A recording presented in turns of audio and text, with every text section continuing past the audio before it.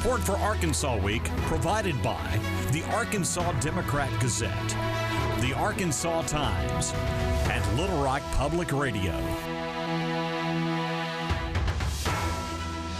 Hello again, everyone. Thanks very much for being with us. The congressional Christmas recess is fast approaching, but the issues won't observe the holiday, and they don't provide much good cheer.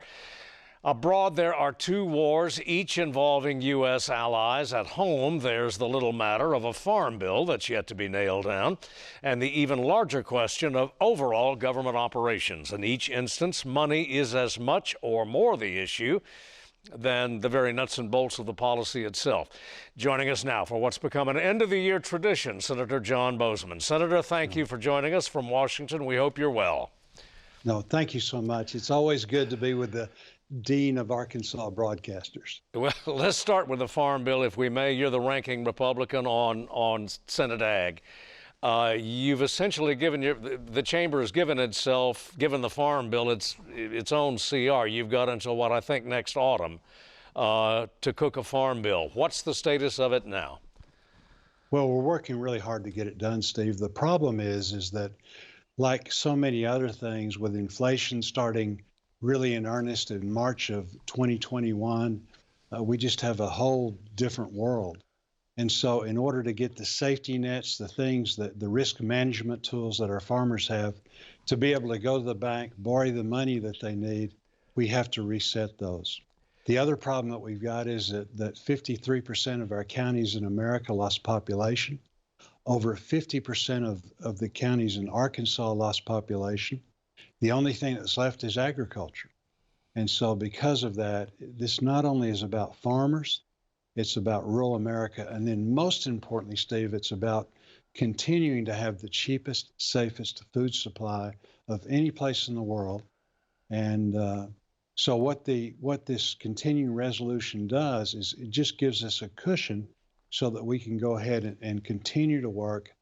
The other thing is our farmers need to have the certainty that there is a farm bill in place so that as they start making planning decisions, talking to their bankers early in the year, those safety nets will be in place so they can borrow the money that they need. How big a problem, Senator? You'll be working on this cushion that you're talking about, yeah, but the cushion comes in an election year. How is that? To what extent is that going to complicate negotiations? You know, that's really an interesting question, Steve. And to be honest, I think almost every congressman, almost every senator wants to get a farm bill done. They've got different ideas exactly what that's going to look like, but they understand how important this is to their states, how important it is to rural America.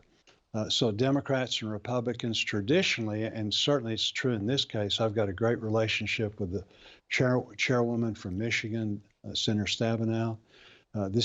Farm bills are about regions of the country. They're about crops. It's not Democrats and Republicans. So no, I think both sides really want to get this done. I was really pleased that we were able to pass the extension as easy as we were. That just everybody jumped in and said, yeah, this is important. Let's get it done. As you mentioned, Senator, regional differences have been as big a factor or a larger factor in many cases than individual crop allotments or compensation. Do you see that continuing with this farm bill? Yes, sir, very much so. And the reason for that is Southern agriculture is distinct in itself. You've got the I's, Indiana, Illinois, Iowa, the I states that are very different. We are able to irrigate. We got a lot of water. So we can produce a crop when the fertilizer, we worry about the price going down as it grows. In the Midwest, they don't have as much water. They don't irrigate as much. They worry about just not having a crop. Then you've got the Great Plains, you've got California. All of those regions are very different. The key is listening to all the stakeholders and then coming up with a solution that's not a one-size-fits-all, but that is able to work for everybody. Yeah, Senator, you just used the word irrigation. That's been much in the news in the last couple of weeks because of some studies which indicate that the ag community is using an enormous amount of groundwater, and that is of real concern not only to the farm community but to the environmental segment as well. Do you see the Farm Bill addressing that at all? Is a Farm Bill the way to address that?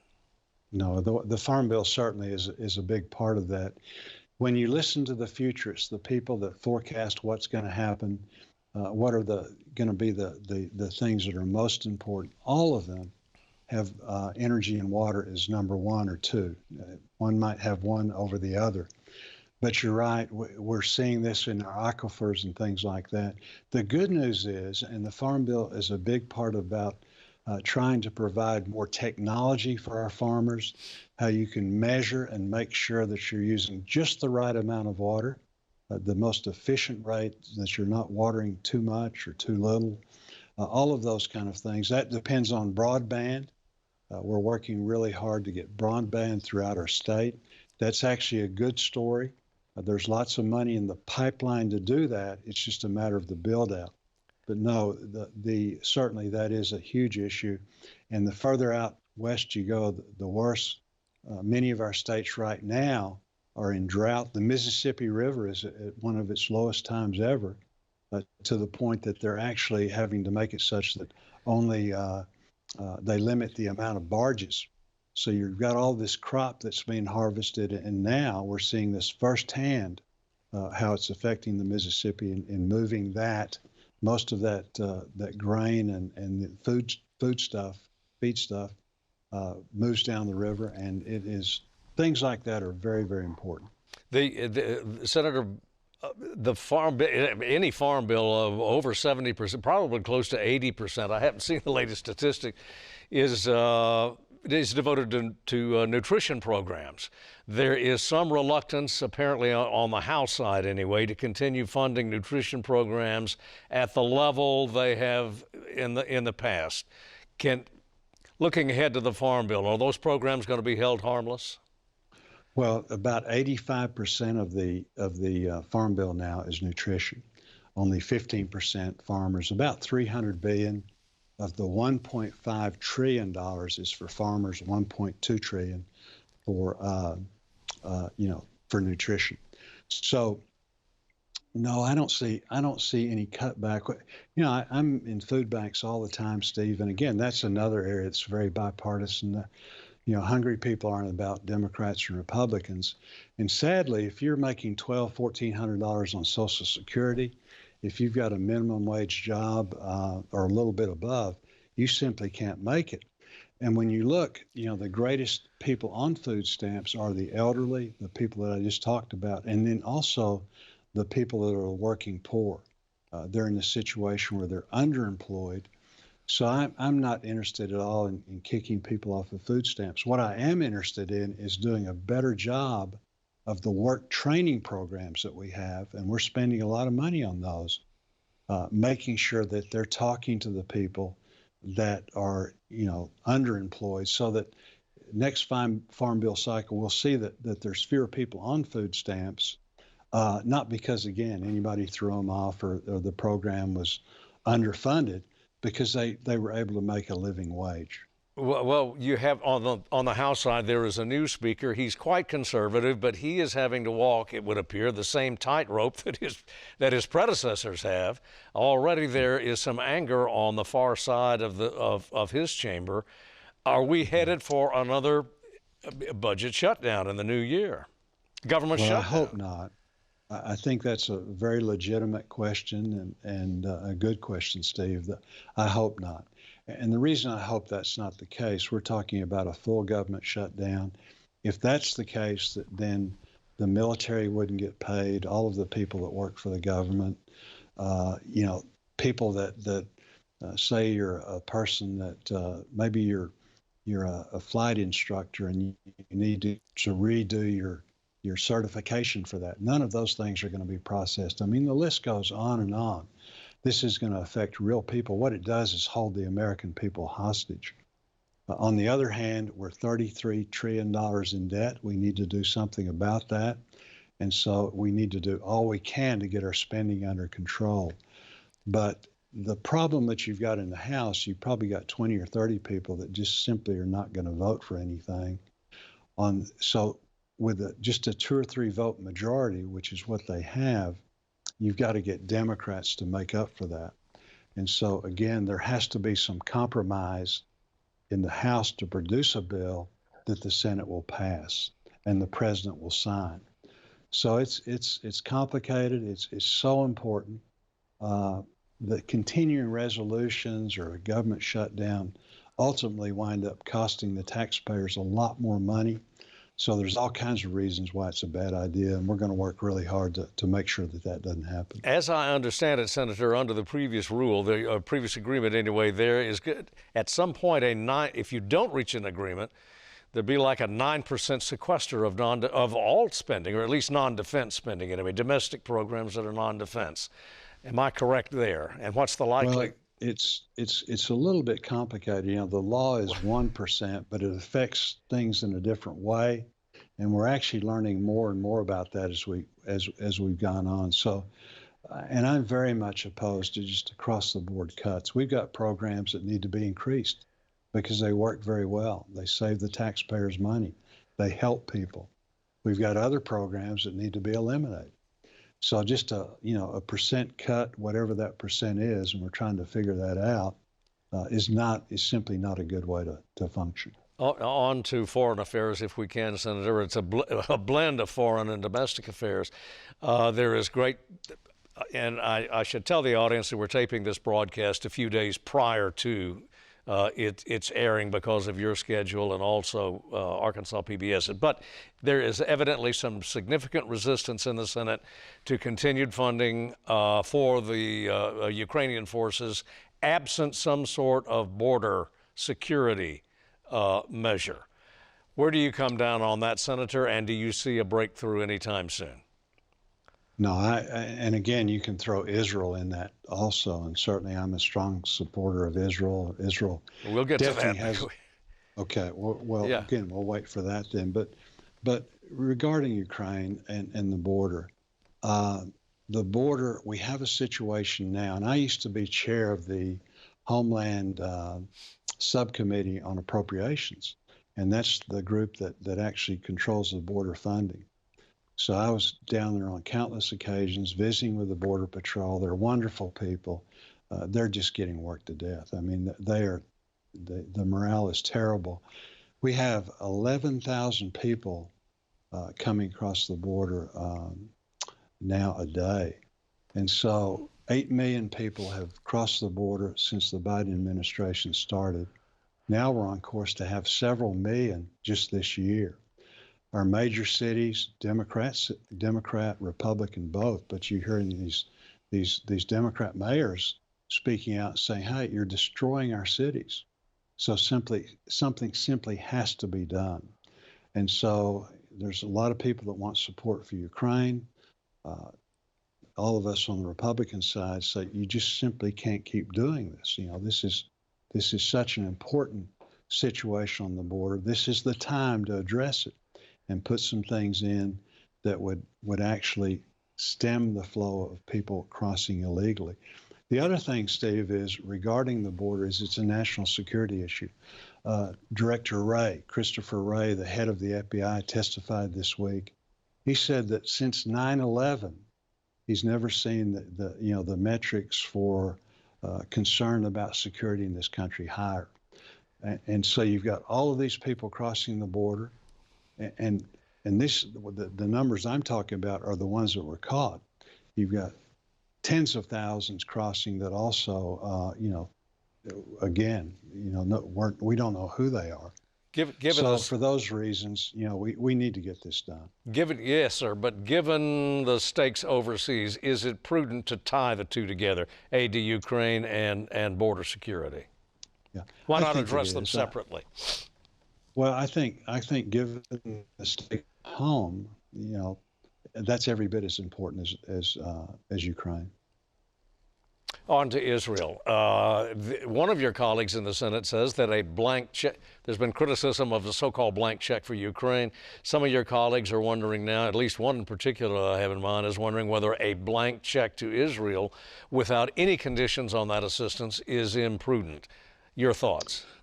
Well, let me address Ukraine very quickly. Sure. As I think, I don't want there to be, I'm a Ukraine supporter. I think that Afghanistan birthed Ukraine. Afghanistan was a debacle. Both sides agree with that.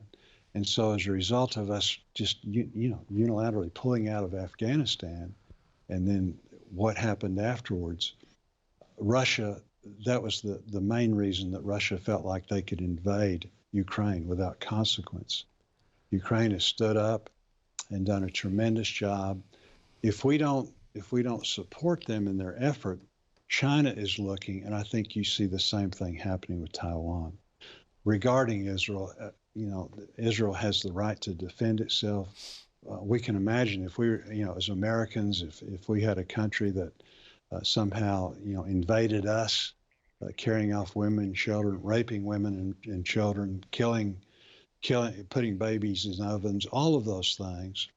And if you translate that percentage-wise of population, that would be equivalent to many thousands of Americans. We would act in the same way that Israel's acted. Hamas is a terrorist organization. They need to be destroyed. And so I'm all for giving Israel what they need to do to defend themselves.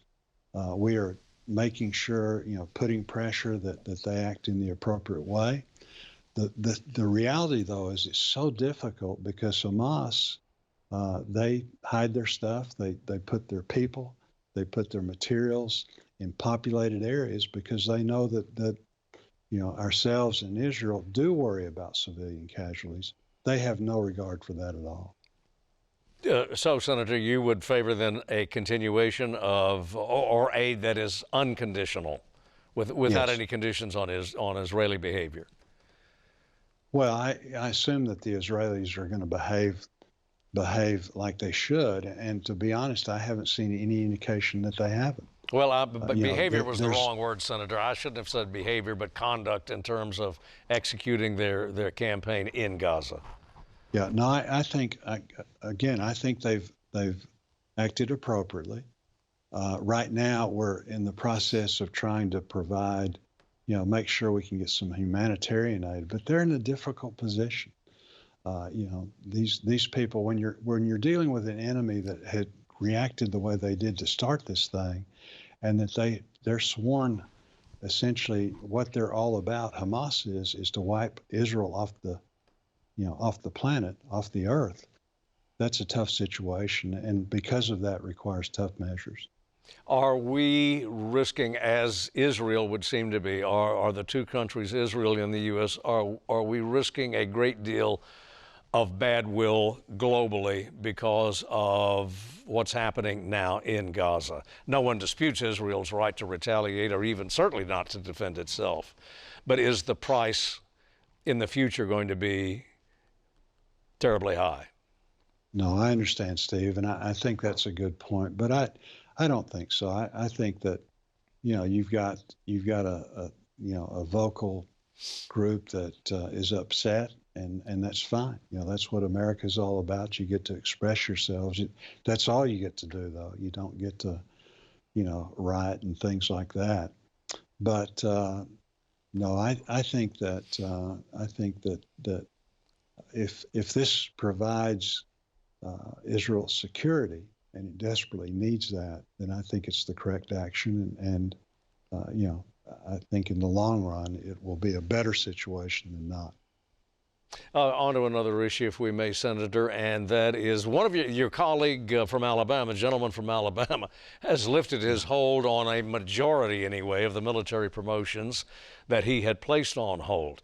I think he still has about a dozen four-star proposed promotions that he is still holding on to. Is there any movement in the Senate, particularly in your conference, to get the gentleman to change his mind and free those others? No, I understand, Steve, and I agree that taxpayers shouldn't be paying for abortion travel within the military. On the other hand, the people that he was holding hostage, they don't have anything to do with that decision-making process. I'm very supportive of the military, very supportive of veterans. My dad did 23 years in the Air Force. I know how difficult it is. You're getting ready to move. Your family's trying to figure out, where they're going to stay, schools, all of those things. And then all of a sudden you can't do that because the promotion doesn't go through. Also, we're talking about individuals that aren't getting rich, and so the promotion means a little bit more money. We also were in a situation where most of our leadership positions were being run by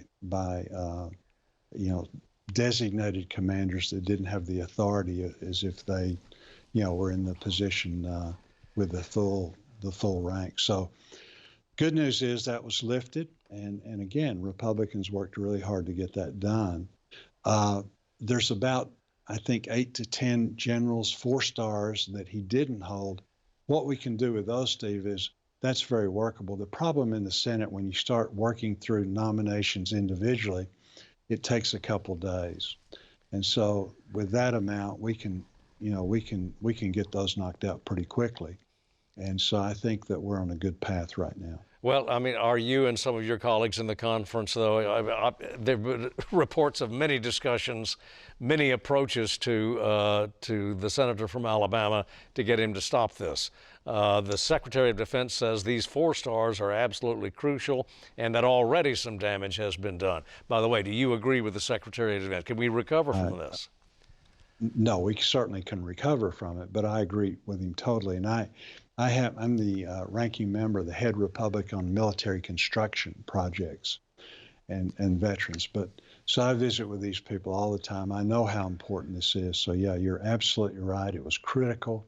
We just in the last day or two confirmed 400 promotions. So I'm committed to doing whatever we need to do to get these 8 or 10 promoted. I think they'll actually go very quickly. But yeah, this was a very, very serious problem. I'm glad it was resolved, and I certainly would not have handled it in the same way. Senator, I'd like to get into Veterans Affairs, but we have just run out of time. Would you give us a Christmas promise to come back soon? You know what? I'd love to come back, and what I'd like to be is on the set with you and just visiting. And we appreciate you. We appreciate your show that I guess is unmatched in the sense of its longevity and, all of the great programming that you do to get these important events that we're talking about to let people hear and make up their own mind as to what's going on. Well, you're always welcome. Mr. Boozman, thank you very much. We hope you have a good holiday. Thank you, Steve, Come back very soon. much. All right. Thank you. You bet.